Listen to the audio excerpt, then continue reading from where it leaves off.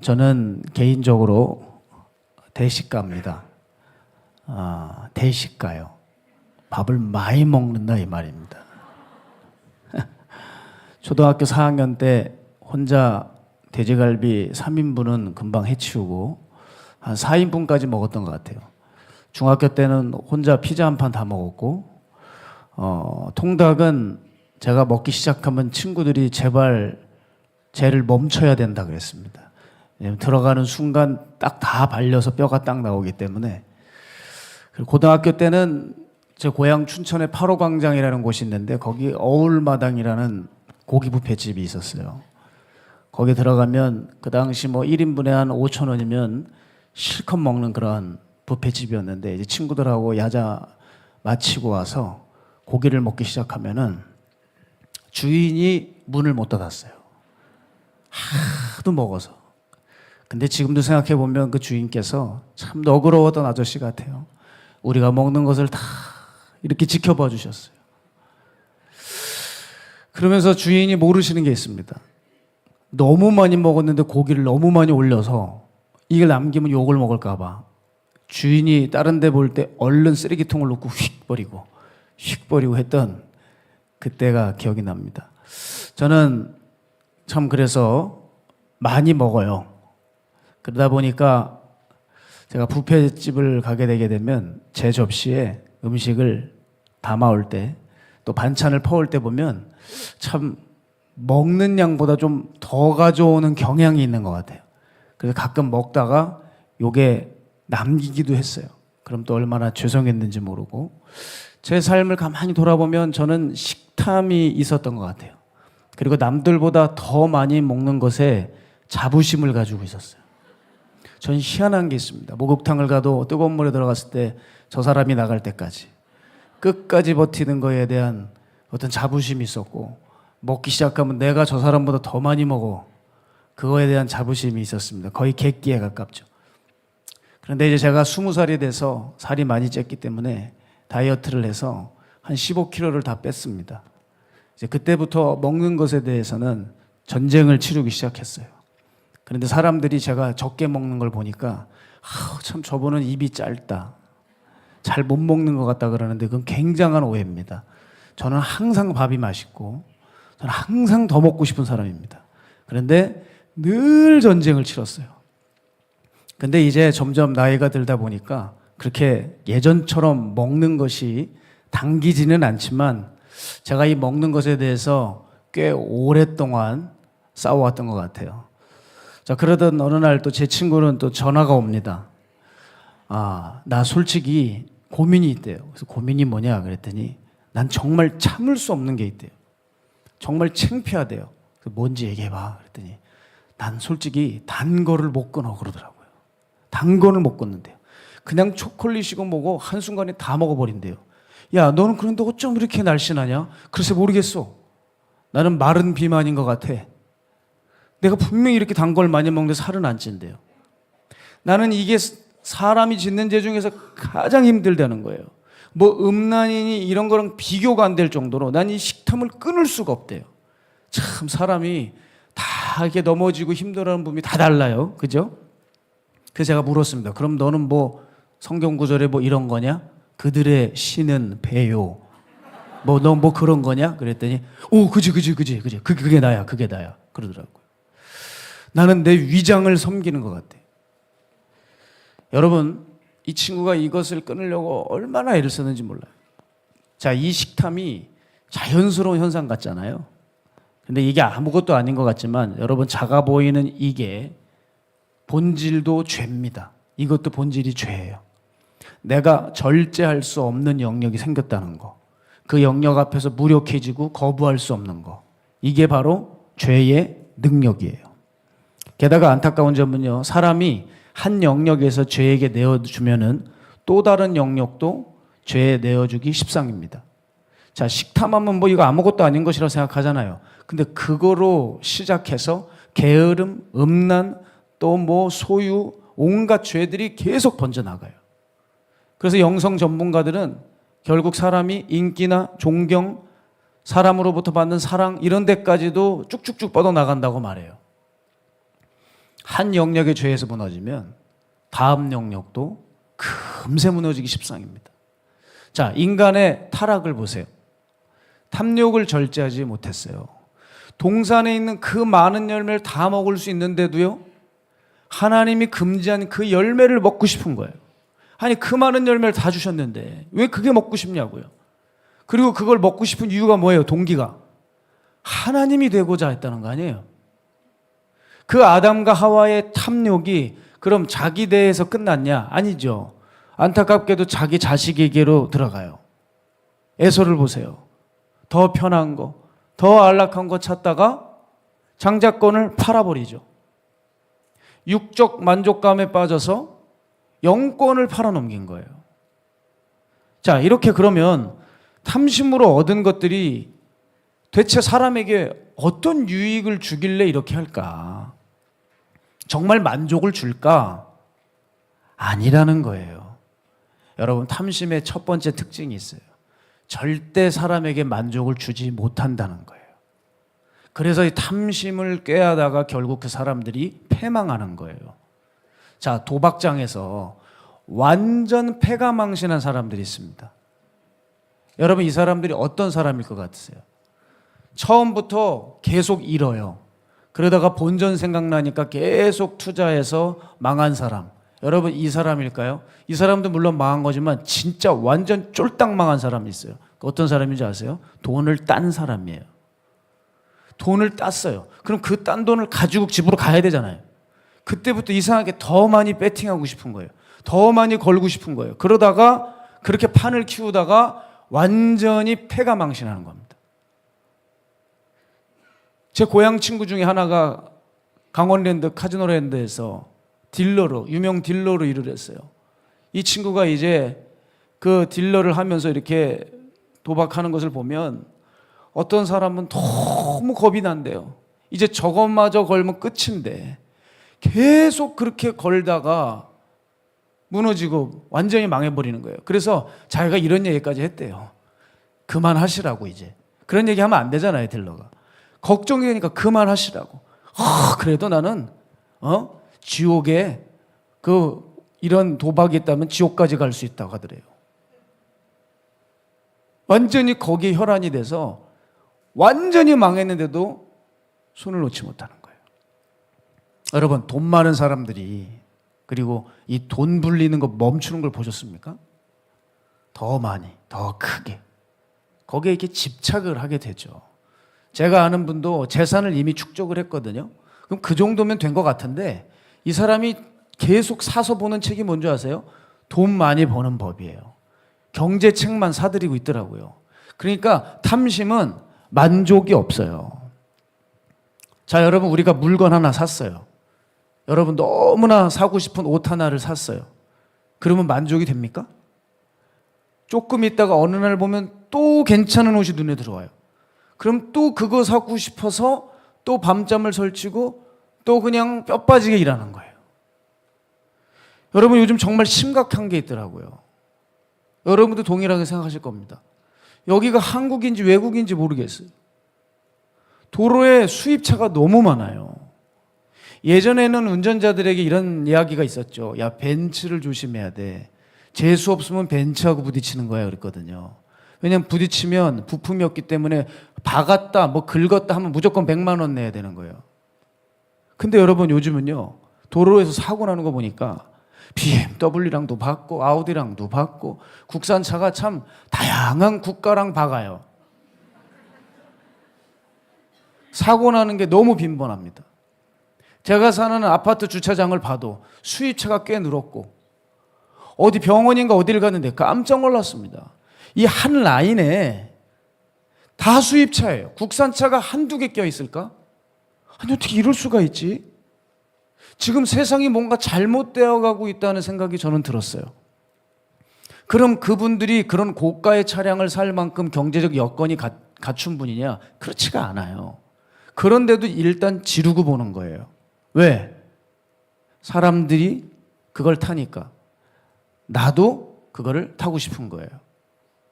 그러니까 여러분, 이 수입차를 왜 타냐면 승차감 때문이 아니라 하차감 때문이라잖아요. 내리면서 어깨 힘주려고 타는 게 수입차래. 또 누가 영상을 하나 보내줬는데 요즘 강남에 엄마들 교복이 있대요. 엄마들 입는 교복. 그게 메이커가 있대요. 교복이라고 불리는 메이커가 있대요. 몽클레어라고.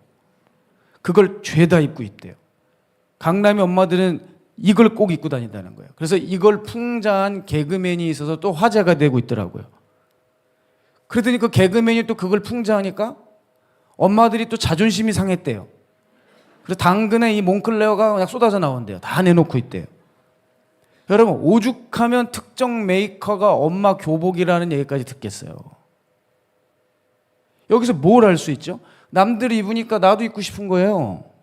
그걸 입어줘야 마음의 안정이 되는 거예요. 그걸 입어줘야 다른 학부모들 앞에서 체면이 쓰는 거예요. 이거 굉장히 잘못된 거 아닙니까? 여러분, 탐심이 그냥 더 많이 갖는 것, 그것뿐만이라고 생각하시면 안 돼요. 남들과 비교하고 자기의 것을 만족하지 못하는 태도도 탐심입니다. 이것도 다 탐심에 들어가요. 따라서 첫 번째 탐심은요, 첫 번째 탐심의 특징은 사람에게 절대 만족을 주지 못한다는 거예요. 그걸 빨리 깨달으셔야 돼요. 전도서 5장 10절에 보면 은을 사랑하는 자는 은으로 만족하지 못하고 풍요를 사랑하는 자는 소득으로 만족하지 아니하나니 이것도 헛되도다 그랬어요. 자, 탐심의 두 번째 특징이 있습니다. 탐심은요, 이 집착성을 가지고 있기 때문에 하나님을 결코 섬길 수가 없게 됩니다. 탐심은 거기에 매여 있게 돼요. 그래서 탐심의 대상에 대해서 매이기 때문에 절대 하나님을 이전처럼 사랑하고 섬길 수가 없게 됩니다. 그래서 바울이 오늘 본문의 탐심을 뭐라고 얘기했습니까? 우상숭배다 그랬어요. 자, 바울이 오늘 본문에 보면 땅에 있는 지체를 소개하면서 쭉 죄의 목록을 제공해주고 있는데 그 중에 탐심이 나오죠. 근데 탐심은 다시 한번 언급합니다. 다시 한번 언급하면서 부연 설명이 들어가요. 자, 여러분, 사람이 뭔가를 부연 설명하는 것은 어떤 의미가 있어요? 그걸 강조하는 것이고 이거를 중요하지 않게 여기고 그냥 넘어가면 안 된다는 거죠. 이게 굉장히 중요한 거다. 너희들이 생각하는 것보다 중요하다라는 것을 한 번 더 꼬집어 주려고 부연 설명하는 것이죠. 그러니까 바울은 뭐예요? 탐심이 이거 대충 넘기면 안 돼. 어물쩡 이거 뭐 욕심이지 뭐 탐심이지 이러고 넘어가면 안 돼. 너희들이 생각하는 것보다 이거 굉장히 큰 죄야. 이건 우상숭배야 하면서 바울이 강하게 지적하고 있는 거예요. 자, 우리가 생각하는 것보다 하나님의 제1계명 나 외에는 다른 신을 두지 말라, 이 죄를 얼마나 빈번하게 짓고 있는지 몰라요. 돈, 외모, 명예, 권력, 이성, 성공, 가족. 여러분, 우리 안에 이런 우상들이 굉장히 많은 거예요. 이 절제할 수 없는 영역, 이 절제할 수 없는 이 탐심, 그 집착적이고 그 끊이지 않는 마음, 이걸 여러분 우리가 끄집어내야 돼요. 이게 굉장히 위험하다는 거예요. 왜? 탐심은 하나님을 밀어내는 죄니까. 탐심은 하나님의 사랑과 은혜를 다 잃어버리게 만들어요. 탐심이 커지게 되면 믿음은 사라집니다. 왜 사라질까요? 믿음의 대상이 바뀌는 거기 때문에. 그래서 바울이 탐심이 우상숭배라고 했어요. 자, 그런 의미에서 탐심을 보겠습니다. 여러분, 탐심은 신의 속성을 가지고 있어요. 제가 쉽게 설명해 드릴게요. 여러분, 돈은 힘을 가지고 있어요. 그렇죠? 돈은 파워가 있어요. 그래서 돈 가지고 있으면 안 되는 게 없는 게 요즘 세상입니다. 그러니까 거의 돈이 신처럼 군림하죠. 그래서 우리가 흔히 맘몬이라고 부르잖아요. 여러분, 자기도 모르게 이 돈의 파워 앞에서 사람들이 돈을 신처럼 경배한다고요. 그러니까 돈은 신이에요. 탐심은 신의 속성을 가지고 있어요. 그래서 돈 사라지면, 돈 없어지면 사람이 죽는 거예요. 왜? 돈이 신적이니까. 제가 아는 사람도 투자했는데 다 잃어버렸어요. 그래서 자살했어요. 모든 걸 가지고 있는, 명예와 힘을 가지고 있는, 실력을 가지고 있는 분이 자살했어요. 이게 뭔지 아세요? 아, 돈이 신이구나. 돈은 힘이 있어요. 그래서 그 사람을 지배하고 장악하죠. 구속력을 가지고 있어요. 제가 아까 말씀드렸지만 탐심은 이렇게 사람을 매이게 한다는 거예요. 그래서 이전에 갖고 있던 우리네 자유와 기쁨을 빼앗아가요. 탐심에 빠지면 사람이 작은 것에 웃고 기뻐할 수가 없게 돼요. 오직 내가 믿음의 대상으로 부여한 그게 얻어져야지만 기쁘고 행복할 수 있게 돼요. 그래서 사람들 보세요. 지금 탐심에 다 젖어 있기 때문에 대단히 초조해하고 불안해해요. 이미 행복을 빼앗겼어요. 그런 줄도 모르고 거기에 빠져 있다니까요. 자, 전도서 5장 12절 보면 노동자는 먹는 것이 많든지 적든지 잠을 달게 자거니와 부자는 그 부요함 때문에 자지 못하느니라. 매여 있게 되는 거예요. 이렇게 탐심에 젖으면 어느새 영은 다 죽고 육만 발달한 사람이 됩니다. 그러면 육만 발달되어 있는 사람들에게서 나타나는 일이 뭘까요? 맨 싸우고 다투는 일이에요. 그렇기 때문에 탐심의 세 번째 특징을 꼽는다면 신앙과 신앙 공동체를 파괴시키는 겁니다. 자, 잠언 28장 25절 보게 되면 욕심이 많은 자는 다툼을 일으키나 여호와를 의지하는 자는 풍족하게 되느니라. 욕심이 많아지면 다툼이 일어나요. 지금 이 나라가 왜 이 지경이 되었냐? 여러분 너무 어렵게 생각하지 마세요. 욕심이 많은 자들이 드글드글한 거예요. 그래서 자기가 차지하고 싶고 빼앗고 싶은 그 욕망에 욕심이 과하니 바람 잘 날이 없다는 거예요. 이 땅의 탐욕꾼들에 의해서 지금 더 많은 다툼이 벌어지죠. 전혀 합의가 없잖아요. 여야가 합의가 있습니까? 합의가 없죠. 자기 주장만 내세우는 전쟁을 치르고 있어요. 저는 이렇게 말씀드렸어요. 제2의 6.25 전쟁이 일어나도 과언이 아닙니다. 지금 심각한 전쟁이 일어나고 있어요. 사회 곳곳에서 썩어가고 변질되어 가는 일이 너무도 많아요. 이거 왜 그러냐면 근원이 어디 있어요? 탐심이죠. 여러분 공산주의도 결국 탐심입니다. 시작은 분배고 국가가 재산을 몰수해서 막 아름답게 분배하고 나눠주는 거지만 여러분 그 공산주의가 변질하면 독재죠. 독재의 본질이 뭐예요? 탐욕 아닙니까? 자기가 다 가지고 있는 거예요. 여러분 이 세상은 지금 탐욕에 물들어 가는 거예요. 미가서 7장 2절 우리 세 번역으로 살펴볼게요. 이 땅에 신실한 사람은 하나도 남지 않았다. 정직한 사람이라고는 본래야 볼 수도 없다. 남아있는 사람이라고는 다만 사람을 죽이려고 숨어서 기다리는 자들과 이웃을 올가미에 걸어서 잡으려고 하는 자들 뿐이다. 미가서 7장 3절 공동번역으로 보면 쓸 일에만 손을 대고 관리들은 값나가는 것 아니면 받지도 않으며 재판관들은 뇌물을 주어야 재판을 하고 집권자는 멋대로 억울한 선고를 내리는구나. 미가서 7장 4절 현대인의 성경에 보면 그들 중 가장 선한 사람도 찔레 같고 가장 정직한 사람도 가시 울타리 같구나.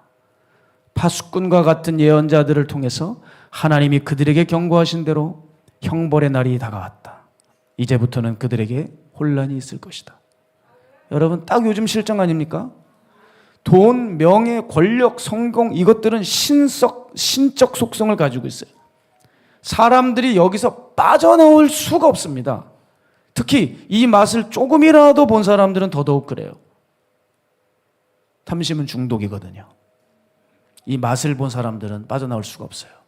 이 시대는 지금 권력욕에 미쳐 있는데 이 권력욕에 날뛰는 것은 여러분 그만큼 사람들이 그 맛을 알았다는 거죠. 그래서 욕심에 절은 사람들은 타협이 없습니다. 뭐만 있는 줄 아세요? 네가 죽냐 내가 죽냐만 있는 거예요. 지금 권력욕에 눈이 먼 자들은요 누군가의 희생을 불사하더라도 관계없어요. 나라가 어떻게 되건 말건 관계없어요. 권력만 차지하면 되는 거예요. 아시겠습니까? 그러니까 욕심은 성경에 의하면 다툼만 일으킬 뿐입니다. 여러분 교회도 마찬가지죠. 영이 죽고 육만 펄떡펄떡 뛰고 있는 이 욕심의 사람들 때문에 항상 교회가 갈등 구조로 나가는 거예요. 교회들 보세요. 싸움박질 얼마나 많습니까? 응? 우리 부서의 예산을 왜 줄이냐? 응? 저기는 그대로고 왜 우리는 적은 채로 동결시켰냐? 아, 우리 부서가 연초에 이 공간을 우리 미리 예약하지 않았냐? 근데 왜 우리를 안 주고 저 부서를 주냐? 왜 우리 여선교회는 도대체 특송을 안 시켜주냐? 못하니까 그러지. 뭘 그 어떻게 세우니? 왜 우리는 단에 안 세워주냐? 이게 난린 거예요. 탐심은 이와 같이 믿음을 갉아먹고 분노와 다툼을 일으키고 결국 공동체를 파괴시키는 겁니다. 그런데 누가 이 욕심을 달콤한 것으로 자꾸 표현하냐 이 말이에요. 빼앗고 차지하는 데 있어서 그저 잠깐만 눈 감으면 돼. 이 어수선한 것도 잠깐이야. 어? 잠깐만 빼앗아 놓고 문제가 생겨도 입 뚝 다물고 시간만 채우면은 다 조용해져. 누가 이렇게 말할 수 있겠냐고요. 그 뿌려진 욕심의 씨앗들이, 잔재들이 또 다른 다툼과 파괴를 양산해내는 겁니다. 그래서 여러분, 우리는 이 탐욕에서 벗어나야 돼요. 믿는 우리들만큼은 탐욕에서 벗어나야 돼요. 그럼 우리가 뭘 해야지, 어떻게 해야지 이 탐욕에서 벗어날 수 있을까? 오늘 간략하게 두 가지만 살펴보면요, 우리 안에 분명한 이 믿음과 인식이 있어야 돼요. 뭐냐면 참된 만족은 오직 하나님께 있다. 이게 진짜 믿어지고 이것이 흔들리지 않는 우리의 가치관이 돼야 됩니다. 여러분, 우리가 감사를 왜 할 수 있는 줄 아세요? 사실 그렇게 감사할 조건이 없을 수 있어요. 근데 신앙인들 중에서 굉장히 궁핍하고 가난하고 질병에 처해도 감사하다고 얘기하죠. 이건 인간적으로는 이해할 수 없는 일이에요. 어떻게 이걸 감사하다 할 수 있을까? 그런데 여러분, 왜 감사할 수 있냐면 참 만족이 육에 있지 않아요. 세상에 있지 않아요. 하나님께 있기 때문에 어떤 상황이 와도 감사할 수 있는 거예요. 만족을 하나님께 두지 않는다면요, 앞으로 여러분, 제가 예언할게요. 평생을 사시면서 수도 없이 엎치락 뒤치락 할 거예요. 만족을 하나님께 두지 않으면 쓸데없는 일에 교만해지거나 부질없는 일에 쉽게 낙심하고 말 겁니다. 자, 그런 의미에서요, 어느 목사님이 신방을 가셨대요. 자, 목회자들은 다양한 사회 계층의 사람들을 신방하게 되어 있습니다. 근데 이 목사님은 재벌 총수의 요청을 받아서 재벌 총수의 집에 신방을 가신 거예요. 근데 이 목사님이 뭐라 그러시냐면, 그 부잣집을 다녀왔는데 그 부잣집에서 제일 교만한 사람이 누군지 아세요? 그러더라고요. 그러더니 누구라고 얘기하는지 아세요? 그 집의 수희 아저씨래요. 수희 아저씨가 그렇게 거만했대요. 그 집에 있는 나무 한 그루, 그릇 하나도 자기 게 아닌데 자기가 제일 높은 줄 안대요. 왜냐하면 이 목사님이 방문을 했는데 이렇게 보니까 젊어 보이고, 차도 뭐 후진 걸 타고, 그러니까 반말로 찍찍 얘기하더래요. 어디서 왔어요? 어디서 왔어요도 아니라 이렇게 흐리는 거 알죠? 어디서 왔어요? 뭐 왔어요? 왜 왔어야? 그 애매한 말 있잖아요. 왜 그거? 예? 예? 용건이 뭐예요? 뭐예요? 뭐야야? 그렇죠? 아주 무례했다는 거예요. 그러다가 내가 왜 왔는지 집주인이 저를 초청했습니다 하니까 이 아저씨가 인터폰으로 딱 전화를 하더니 갑자기 그 집주인 회장님이 뛰어나오더래요. 그러더니 아이고 목사님 오셨습니까? 하면서 얼른 들어오시라고 막 이렇게 하는데, 그 회장님은 그렇게 정중하게 맞이해 주는데 가보니까 그 집주인 수희 아저씨를 얼마나 거만한지. 여러분, 저도 그런 비슷한 일이 있어요. 우리 교회가 집회가 많잖아요. 그러니까 집회 강사님을 섭외하려고 이제 교회마다 제가 전화를 걸잖아요. 그럼 거기 행정간사님이나 부목사님들이 받는데 정말 퉁명스럽고 불친절해요. 저는 정말 어떤 경우는 전화를 끊고 싶어요. 왜냐하면 제가 조금이라도 말을 되묻기라고 한다거나 못 알아듣는 것 같으면, 또 제가 말을 뭐 좀 반복을 했다거나 이러잖아요. 얼마나 까칠하고 얼마나 거만스럽게 얘기를 하는지. 야, 왜 이 직원들이 이렇게 됐을까? 전 그런 생각을 해요. 그러니까 그 담임 목사님이 유명한데 자기가 유명한 줄 아는 거예요. 그 교회가 유명한 거지, 그 교회 사역이 훌륭한 거지, 그대가 훌륭한 게 아닐 수 있는데 왜 이렇게 전화할 때 힘들게 하는지 몰라요. 여러분, 그래서 제가 항상 사역자들에게 얘기해요. 전화 진짜 잘 받아야 된다. 전화 정말 잘 받아야 된다. 괜히 박보영 목사님이나 마가야달 합본교회 얼굴에 먹칠하지 마라. 제가 늘 얘기하거든요. 여러분, 만족을 하나님께 둔 사람들이 아닌 거예요. 하나님께 만족을 둔 사람들이 이렇게 겸손하지 못하고 거들먹거릴까요? 그 잘난 사람들과 함께 있다는 그거에 만족을 뒀기 때문에 자기도 모르게 어깨가 올라가고 목소리에 힘이 들어가는 거예요. 또한 우리가 왜 이렇게 쉽게 우울해지고 불안해질까요? 그거 생각해 보셨어요?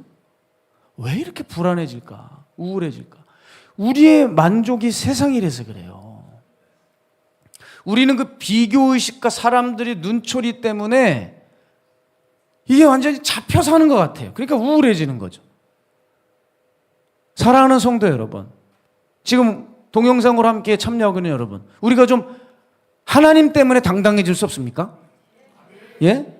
내가 가장 큰 신을 모시고 있다는 그것에 대해서 좀 큰 만족을 누릴 수 없겠냐 말이에요.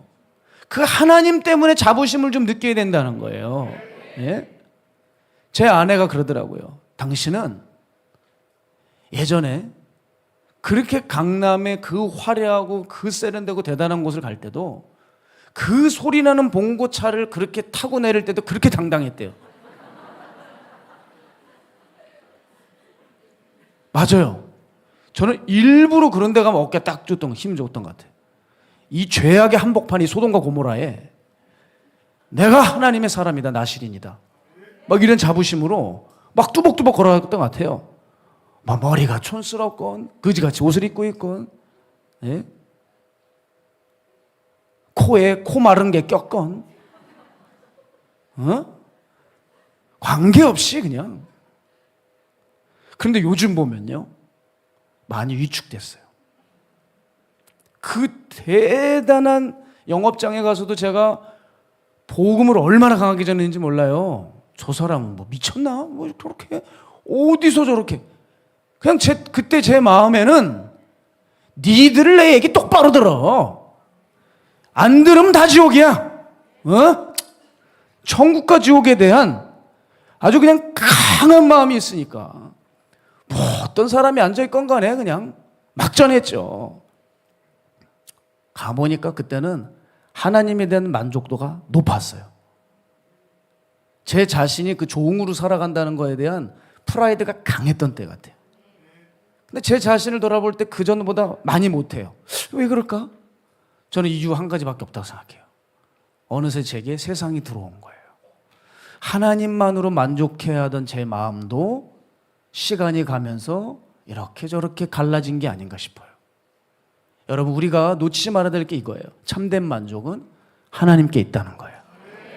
돈은 우리에게 행복을 주지 않아요. 인기와 명예, 그건 진정한 기쁨이 아니에요. 권력이요, 권불 10년이라 그랬어요. 권력도 10년도 못 갑니다. 그 대단한 부소부리의 권력도 오래 못 가는 거예요. 우리가 이 부분이 반드시 해결되셔야 합니다. 사랑하는 성도 여러분, 이 부분이 해결돼야 돼요. 우리가 예수님을 믿는다는 게 뭐냐면, 우리가 거듭났다고 말하려면 바로 이게 돼야 돼요. 세상에 대한 태도가 바뀌어야 돼요. 죄에 대한 태도가 바뀌어야 돼요. 이게 거듭났다고 말할 수 있는 거예요. 이게 안 되면 피드백 해주고, 또 서로 대화를 나누면서 고쳐주고 교정해주고, 또 야단도 치고, 이렇게 하면서 신앙생활을 해나가야 되는데, 뭐 조그만 죄 있는 거 얘기를 해주면 삐지고 토라지고 상처받았다고 나가버리면 이 사람은 뭐 무덤 들어갈 때까지 그렇게 살아가는 거죠. 여러분, 제 소원 중에, 소원도 아니죠, 이제 다 지나간 남은 미련에 불과한 건데, 제가 어렸을 때 이 세상에 대해서 똑바로 태도를 갖지 못하면 저를 회초리를 대서라도 야단을 쳐주는 목회자를 만났더라면, 정말이에요. 지금도 제가 막 속을 끓는 게, 그렇게 수년 동안 어렸을 때부터 신앙생활 했거든요. 죄를 지고 세상에 대해서 마음에 뺏기는 것 같으면 철저히 죄에 대해서 가르치고 복음에 대해서 가르쳐서, 안 되면 회초리라도 대서라도 이놈의 자식 하면서 매를 대서라도 저를 딱 하나님 나라의 가치관으로 만들어 줬다면 내 많은 젊음과 시간들을 낭비하지 않았을 텐데. 그 마음이 엄청나게 강해요. 가면 갈수록 삐뚤어진 저의 어떤 신앙과 치열하게 싸우는 전쟁의 현장 속에서 뭔 아쉬움이 있냐면, 어렸을 때 나를 바로 그때 잡아놨다면 내가 나이 먹어 이렇게 고생하지 않았을 텐데. 그 생각이 아주 강하게 들어요. 그렇다고 해서, 제가 그렇다고 해서 뭐 요즘 청년들이나 청소년 애들 잘못되면 가서 회초리 대보세요. 난리 납니다. 가족 이기주의. 그냥 전화기 되고 동물원 주인 되는 거예요. 무슨 얘기인지 모르세요? 큰일 나는 거예요. 그러니까 손댈 거를 손을 대지 못하게 하는 이런 교회 구조가 되어서 저 너무 안타깝습니다. 세상을 바라보는 태도, 죄를 바라보는 태도, 이 기본이 안 되어 있는 상태에서 주의 일을 하겠다고 하니 교회들마다 다들 얼마나 어려움을 많이 겪으시겠어요. 우린 이 말씀을 기억해야 돼요. 에베소서 4장 22절에서 24절. 너희는 유혹의 욕심을 따라 썩어져가는 구습을 따르는 옛사람을 벗어버리고 오직 너희의 심령이 새롭게 되어 하나님을 따라 의와 진리의 거룩함으로 지으심을 받은 새 사람을 입으라. 갈라디아서 6장 14절. 새 번역으로 보면, 그런데 내게는 우리 주 예수 그리스도의 십자가 밖에는 자랑할 것이 아무것도 없습니다. 그리스도로 말미암아 내 쪽에서 보면 세상이 죽었고 세상 쪽에서 보면 내가 죽었습니다. 제가 이걸 읽으면서도 너무 부럽지 않습니까? 이런 사람이 되고 싶지 않습니까? 여러분, 이게 가능하게 되려면 우리 입술의 고백에서가 아니고 내 속마음이 우리 중심에서 하나님만이 참 만족이라는 게 돼야 돼요. 오늘 우리의 기도 제목이 바로 이 기도를 하기 원해요. 하나님만이 참된 만족이 되게 원한다고. 그러면 이 세상 유혹들, 여러 가지 복잡다단한 일들 다 이겨낼 수 있어요. 다 넘어갈 수 있습니다. 자, 두 번째, 우리가 탐욕에서 벗어나려면 관계성 중심의 신앙으로 살아가셔야 돼요. 관계성 중심의 신앙. 제가 이번 금요 집회 때도 말씀드렸습니다. 여러분은 하나님과 아는 사이입니까? 사랑하는 사이입니까? 제가 이 질문을 드렸어요. 자, 아는 사이는 말 그대로 지식적인 인지하는 수준이에요. 하나님에 대한 어떤 정보를 알고 있는 수준이죠. 그러나 사랑하는 사이는 교제가 있고 관계성을 갖고 있기 때문에 그 안에서 눈물도 기쁨도 함께 공존하는 거예요. 자, 사람마다 입으로는 주님이 나의 사랑이고 전부고 주님 없으면 안 되는 말, 이런 말들 우리가 찬양 부르면서도 동시에 여러분 고백적으로 얼마나 많이 합니까? 정말 많이 하잖아요. 근데 정작 사람들 안에 하나님과 관계가 안 맺어져 있는 경우가 허다합니다. 자, 가룟 유다를 보세요. 3년을 예수님과 동고동락했지만 뭐예요 결국? 왜 예수님을 팔았죠? 관계가 맺혀지지 않았던 거예요. 여러분, 10년 20년 함께 예배드리면 뭐예요? 관계가 맺어지지 않았는데. 제가 목회하다 보면 이런 경우가 많아요. 그 오랫동안 신앙생활을 함께하고 그 오랫동안 천국 복음을 전했는데 작은 일로 돌아서고 쉽게 오해하고 툭하면 원망하고 툭하면 이렇게 의심하고 나갈 생각하고. 여러분, 이게 다 뭔지 아세요? 시간만 채운 거예요. 시간만 채운 거. 생각보다 서로 간에 관계가 맺어지지 않은 거죠. 그러니까 못 믿는 거예요. 이해되세요? 못 믿어요. 믿어진 적이 없어. 그러니까 조금만 문제가 생기면 토라지는 거예요. 주님과의 관계를 맺으려는 것은 어떤 걸 얘기하냐면 그분의 삶 자체를 받아들일 수 있어야 돼요. 옆에 있는 게 아니고. 예수님께서 베드로를 발을 씻겨 주시려고 했어요. 그때 베드로가 뭐래 그래요? 어유, 제게 합당하지 못합니다. 이거 하시면 안 됩니다. 왜 제 더러운 발을 씻습니까? 그럴 때 예수님 뭐라 그러셨어요? 내가 네 발을 닦지 않으면 넌 나와 관계가 없다 하셨어요. 이게 무슨 말입니까? 단순히 내가 발 닦아주는 이 섬기는 행위를 기억해라가 아니라 내 정신이 이거야. 그러니까 너는 이거를 기억해서 이걸 이어받으라는 거예요. 너도 가서 이렇게 살라는 거예요. 이걸 하지 않으면 넌 나와 관계가 없다는 거예요. 주님과 관계를 맺는다는 건 이런 의미입니다. 은혜를 받고 끝나는 게 아니라 은혜를 받았으면 그 은혜를 나눠주고 풀어지게 하는, 이어지게 하는 그 정신과 삶을 받아서 이어나가, 전수해서 나가야 되는 거예요. 여러분, 이게 관계입니다. 다들 시간만 채우고 있고 이 관계가 안 맺어지는 거죠. 주님이 이거예요. 내가 너에게 명하는데 나와 같이 살지 않으면 너는 나와 관계가 없어. 여러분, 이건 지극히 이치에 맞는 말 아닙니까? 여러분, 관계가 안 맺혀지고 안 맺혀지고의 기준이 어디에 있어요? 정말 간단하죠. 내 말이 먹히느냐 안 먹히느냐에 달려 있잖아요. 상대가 듣느냐 안 듣느냐에 달려 있는 거 아닙니까? 여러분, 만약에 회사 오너 계시면 직원이 뭐 10년, 20년, 30년 함께 근무한 직원이 있다고 해보죠. 근데 얘기를 해도 안 들어. 시켜도 안 해. 그럼 그 사람은 그냥 직원이지 가족이 아니죠. 관계가 맺혀진 게 아니에요. 그냥 사무적으로, 의무적으로 있는 거죠. 우리가 주님과 관계가 그럴 수가 있는 거예요. 지금 의무적으로 예배당에 앉아 있는 거예요. 주님이 말씀하신 거를 들을 수가 없는, 관계가 한 번도 맺혀진 적이 없는 기독교인들이 드글드글하다는 거죠. 그래서 기억하셔야 돼요. 관계를 맺고 있는 게 내 주인입니다. 자꾸 주님을, 우리가 예수를 주님이라 그러잖아요. 그분이 주인님이라는 거 아닙니까? 근데 그런 거짓말이 어디 있어요? 새빨간 거짓말이. 주님의 말씀은 들을 수가 없는데 왜 주님이라 그래요? 예수라고 하지. 근데 우리는 그렇게 안 하잖아요. 예수, 내 말을 들어줘. 그래요? 주님, 내 말을 들어주십시오. 주님, 이렇게 해주십시오. 들을 수가 없잖아요. 근데 어떻게 관계를 맺어요? 관계를 맺고 있는 게 내 주인이에요. 그리고 우리가 내 주인이 누군지를 금방 알아차릴 수 있어요. 그거 간단하게 알려드릴게요. 내 돈과 시간이 어디에 쓰이냐를 보면 그게 내 주인이에요.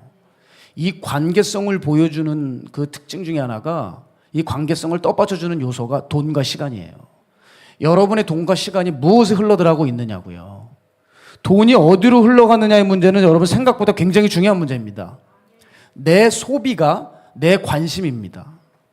자, 그래서 어떤 교회를 보면 우리는 선교하는 교회입니다. 그래요. 그러면 그 교회가 진짜 선교하는 교회인지 어떻게 알아보면 되는지 알아요? 간단합니다. 예산을 보면 알아요. 지출을 보면 알아요. 선교비에 정말 많은 지출을 하고 있으면 선교하는 교회가 맞아요. 어느 교회가 전도하는 교회일까요? 전도에 지출이 많은 교회입니다. 그게 안 되면 다 거짓말이에요. 어느 교회가 기도하는 교회입니까? 기도에 많은 시간을 할애하는 교회가 기도 많이 하는 교회입니다. 자, 사람이 아무리 내가 책을 좋아한다고 말해도 책을 돈 주고 안 사요. 책 사는데 돈이 안 나가요. 그럼 그 사람 거짓말하는 거예요. 책을 좋아하는 사람이 아니에요. 내가 세상을 싫어해요. 이렇게 말하고 있지만 쇼핑 중독이에요. 화장품을 지나가지를 못해. 그럼 이 사람은 거짓말하는 거예요. 예? 세상 사랑하는 사람이에요. 내 소비를 보면 그 사람을 알 수 있어요. 사람은 이걸 속일 수가 없다니까요. 내 주인이 누군지 여러분은 지금 이미 다 파악이 끝났어야 돼요. 그렇죠? 여러분 주인이 누구예요? 여러분 답이 딱 나와요. 예수님이라고 자꾸 저한테 그렇게 부담 주지 마세요. 아닌 것 같아. 돼야 됩니다. 돼야 됩니다. 주인은 이런 거예요. 가장 많은 시간을 보내는 것, 가장 많은 물질을 내놓을 수 있는 것, 내 모든 것을 함께 나눌 수 있는 것, 그게 내 주인이에요. 그래서 여러분이 어디에 가장 많이 시간을 흘려보내고 있는지, 돈이 써지고 있는지 확인하십시오. 내 신은 하나님입니까? 예? 내 신은 건강입니까? 외모입니까? 공부입니까? 성공입니까? 권력입니까? 뭡니까? 나는 뭘 위해서 가장 바쁩니까? 뭔 얘기만 들으면 그렇게 세포들이 일어납니까? 그게 여러분의 주인입니다. 자, 그럼 이제 대략 내 주인이 뭔지 보였을 테니 이제 이 주인을 예수님으로 바꿔야 될 줄로 압니다. 그럼 이제 이걸 해야 되잖아요. 이제 주님을 바꿔야죠. 주인을 바꿔야 돼요. 그럼 예수님으로 바꾸려면 어떻게 될까? 여러분 죄송하지만 이게 한 번에 되지를 않아요. 왜냐하면 이 체질이 육이기 때문에 이게 쉽게 안 바뀝니다. 그래서 체질을 바꾸는 훈련을 해 나가셔야 돼요. 그럼 체질을 바꿔 나가려면 어떻게 될까요? 내 안에 들어가는 것이 바뀌어야 돼요. 자, 육식 체질이 채식 체질로 되고 싶어요. 그럼 어떻게 해야 돼요? 채소가 들어가야죠. 계속 고기를 집어넣어. 말로만 뭐 채식 체질이고 채식주의자고, 음식을 구매하는 거 보면 전부 다 뭐 하림 닭고기, 예? 뭐 제주 오겹살 이런 것만 계속 사고 있으면 바뀌겠어요? 내 몸으로 어떤 음식이 들어가느냐가 그 체질이죠. 그런 맥락에서 우리 인체 내에는요, 오토파지라는 시스템이 있대요. 오토파지가 뭐냐면 오토, 자동으로, 파지, 먹다. 어려운 말로 얘기하면 자가포식인데, 그러니까 뭐냐면 즉 세포에게서 발생한 것들, 잘못된 나쁜 세포들을 세포가 스스로 이거를 먹어치우는 걸 의미한대요. 세포가 쓰레기 세포들을 먹어치우는 거예요. 그러니까 쉽게 말하면 자동 청소기 같은 거예요. 자기가 혼자 돌아다니면서 쓰레기를 다 먹지 않아요? 여러분, 우리 몸속에 이런 신기한 자동 청소기가 있대요. 그럼 이 오토파지라고 하는 자동 청소기의 스위치가 켜지려면 어떻게 되냐? 그거 알려드릴게요. 단식을 할 때 스위치가 켜진대요. 여러분, 사람이 일정의 에너지를 소비해야 되잖아요. 그러기 위해서 영양이 공급돼야 되잖아요. 근데 영양이 안 들어와. 그럼 영양이 부족하니까 스위치가 탁 켜진대요. 그래서 이 부족한 영양을 확보하려고 세포들이 자기에게서 발생한 쓰레기 세포들을 막 먹어치우면서 분해하면서 부족한 에너지를 충원한다는 거예요.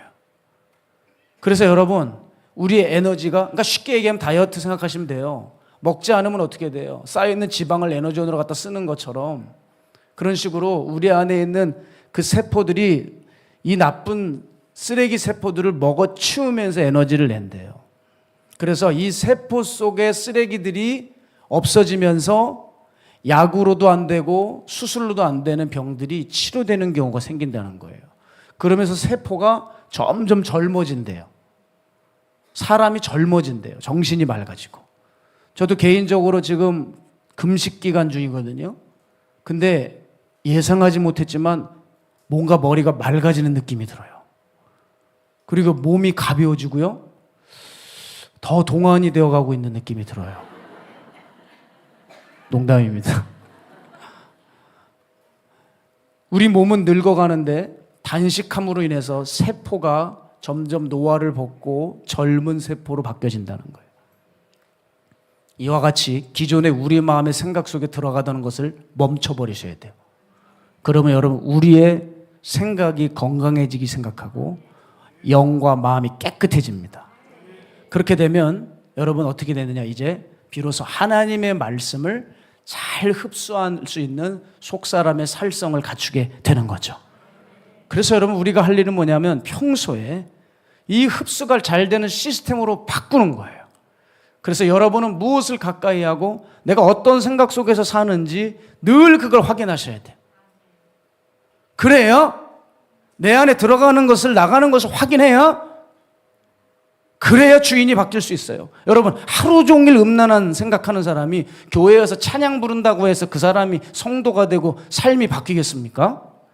하루 종일 여행 국리만 하는 목사가 강단에 와서 설교한다고 그 사람이 목사가 됩니까? 될 수 없습니다. 제가 늘 안수를 받는 성도들이 계세요. 늘 기도를 해드리면서 제가 그들에게 간절히 원하는 게 뭐였냐면, 하나님, 이분의 평일이 바꾸게 해주세요. 평일이 바뀌어지게 해주세요. 항상 그 기도를 속으로 해요. 왜냐하면 여러분, 일시적으로 그냥 잠깐 안수 받는다고 뭐가 달라집니까? 귀신이 나갔다가도 삶에서 또 귀신의 먹이를 좋아하고 흘리고 있으면 그 냄새 맡고 귀신들이 또 기어 올라오는 거예요. 왜 파리가 또 자꾸 오냐고 손짓할 필요가 없어요. 내 속에 변을 치워야죠. 변은 치우지 않고 왜 파리가 오냐고 하면 되겠어요?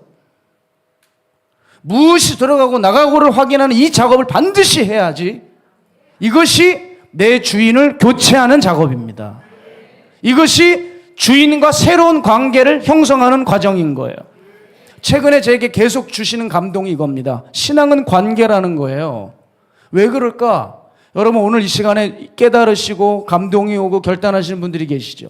근데 이게 문제가 있어요. 유통기한이 짧다는 거예요.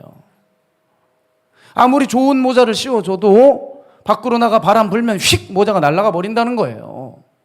이 버티질 못한다는 겁니다. 왜 그럴까요? 관계가 허술하기 때문에. 작은 여파에도 흔들거리는 거예요. 그래서 여러분 우리가 이 관계를 단단히 맺어야 돼요.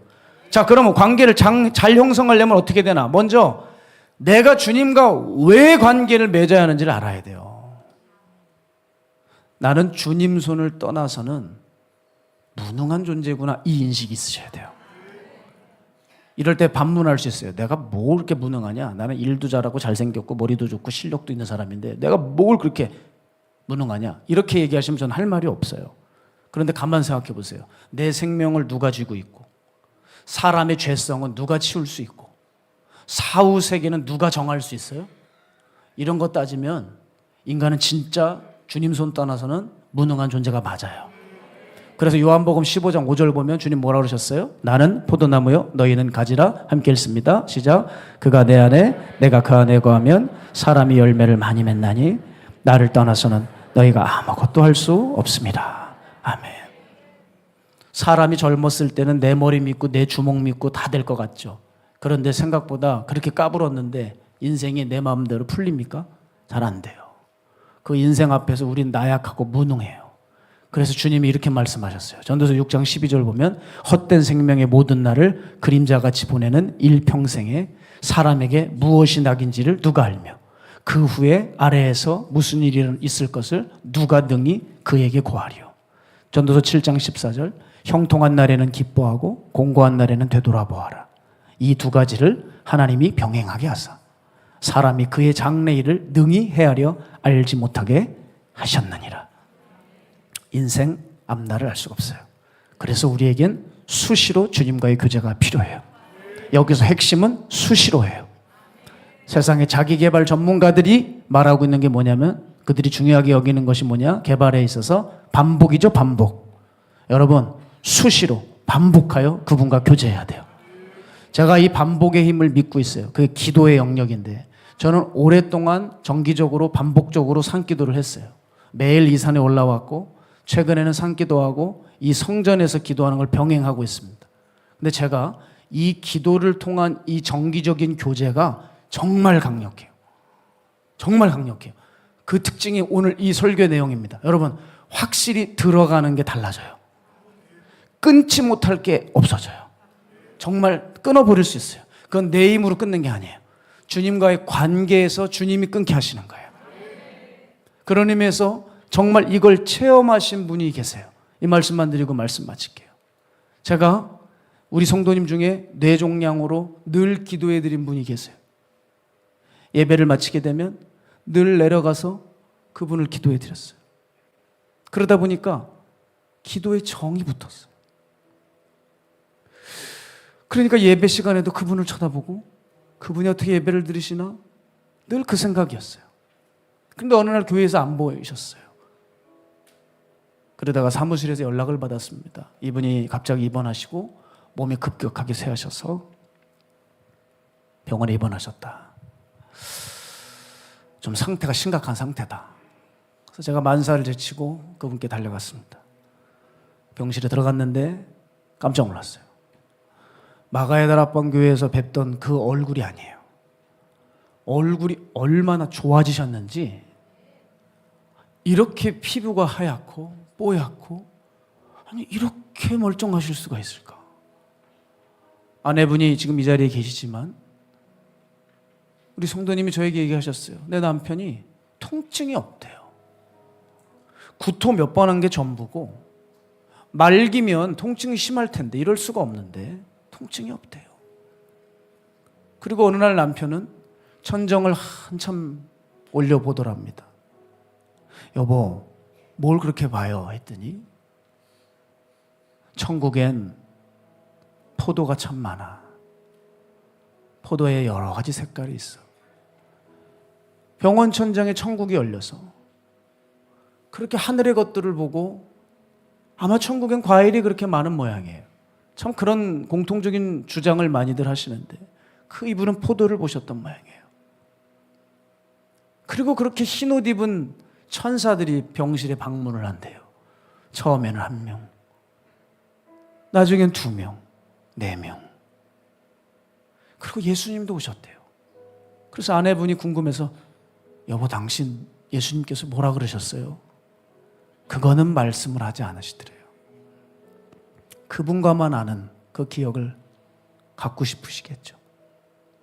저는 이분을 목회자로서 이렇게 성전에서 단에서 내려다볼 때 이분이 정말 뜨겁게 예배를 드리시나? 정말 믿음이 들어가신 건가? 솔직히 의문이 들었을 때가 많았어요. 몸이 불편하시니까 집중이 잘 안 되신 부분도 있으시겠죠. 그래서 이제 저는 늘 불안했던 것 같아요. 그래서 그분을 기도해 드릴 때마다 성도님, 간절하셔야 됩니다. 정말 간절하게 예배하셔야 됩니다. 그런데 놀라운 일이 일어난 거예요. 세상에 천사의 얼굴을 하고 기도를 해드리는데 그렇게 아멘 아멘 하시고, 도대체 이 성도의 이 용모와 이 내적인 힘은 도대체 어디서 나왔나? 그 비결이 뭐였냐면 아내분이 이미 얘기하셨어요. 내 남편은 병실에서 24시간 찬양을 듣고 말씀을 듣고 기도하고 있대요. 이거구나. 여러분, 이분은 세상에서 가장 지혜로운 분이에요. 이분이 인생의 마지막에 최고의 승부수를 던져서 쐐기를 박았던 게 뭐냐면 홀로 그 어떤 누구도 방해를 받지 않고 주님과 24시간 교제했다는 것입니다. 이 주님과 동행하는 이 삶이 얼마나 강력한지 이분에게 하나님이 천국을 계시해 주셨어요. 이분께서 얼마나 아름답게 생을 정리하고 이렇게 천사의 얼굴을 하고 잠이 드시면서 그냥 마치 주무시다가 그렇게 주님 품으로 가셨대요. 뭐 조금도 기색이 없고 그냥 슥 주무시다가 가셨다는 거예요. 제가 이분 아내 성도님하고도 얘기했지만 정말 수차례 이런 얘기를 한 것 같아요. 너무 부럽다. 난 당신 남편이 너무 부럽다. 이 정말 천국을 가셨다. 목사가 장례식장 가서 이 사람이 어디 갔는지 헷갈리고 모르겠을 때가 정말 힘들거든요. 분명히 확신을 갖고 천국 간 걸 아니까 너무 부러운 거예요. 그래서 그랬어요. 성도님, 나 위해 기도해달라. 나 큰일이다. 내가 천국을 가야 되는데 나 이러다가 내가 못 갈 것 같다. 내가 지금 걱정이다. 목사님, 무슨 말씀이냐? 아니다. 나 정말 당신의 남편이 부럽다. 내 죽음이, 내 마지막이 우리 장경춘 성도님 같았으면 좋겠다. 제가 정말 부러웠어요. 제가 목회하면서 어느 누군가를 이렇게 부러워해 본 적이 처음인 것 같아요. 사랑하는 성도 여러분, 우리의 신앙이 그래서 더욱 관계 중심적으로 나아가야 됩니다. 그래야만 우리 안에 있는 이 탐욕이라는 추잡한 것들이 자리를 잡지 못해요. 바울이 말했습니다. 이 탐욕을 가진 자 하나님이 진노를 면치 못할 것이라고요. 이 탐욕이 수많은 사람을 오늘도 지옥으로 끌고 가고 있습니다.